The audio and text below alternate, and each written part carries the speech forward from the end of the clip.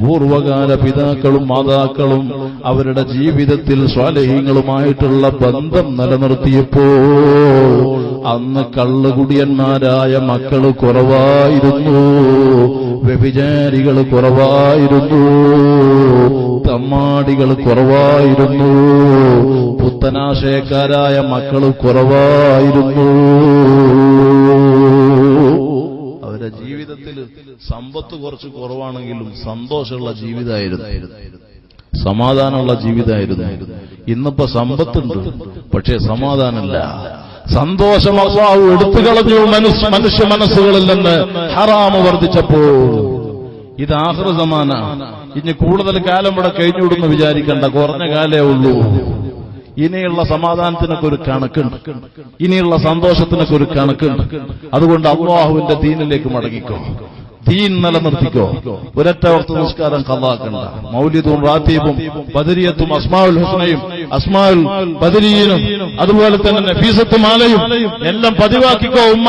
എന്നിട്ട് ഈ സീരിയലും മാപ്പിളപ്പാട്ടും തോന്നിവാസങ്ങളും മൊബൈലിൽ നിന്നും കൽബിൽ നിന്നും ഡിലീറ്റ് ചെയ്തോ, ഹറാമുകളിൽ നിന്ന് വഴിമാറിക്കോ, ഈമാനോടെ തഖ്വയോടെ ജീവിച്ചോ, ഹബീബായ തങ്ങളെ സ്വലാത്ത് വർദ്ധിപ്പിച്ചോ. അങ്ങനെ നിന്റെ ഈമാന് പവർ കിട്ടട്ടെ. സ്വലാത്ത് പോലെ പവറുള്ള മറ്റു വിഷയമല്ല.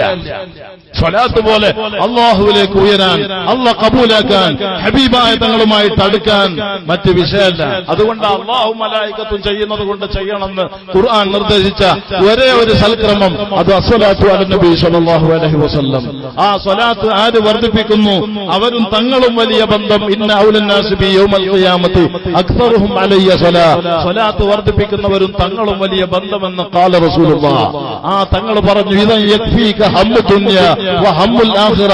നിന്റെ ദുനിയാവിലെ ആഖിറത്തിലെ സർവ്വ പ്രശ്ന പരിഹാരങ്ങൾക്കും നിനക്ക് സ്വലാത്ത് മതി. ഖാല റസൂലുള്ളാഹി.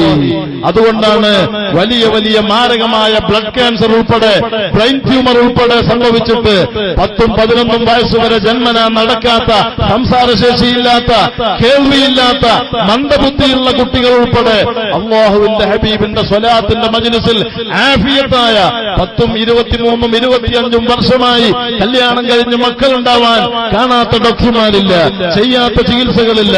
വൈദ്യലോകം വിധി എഴുതി നിങ്ങൾക്ക് മക്കളുണ്ടാകൂല.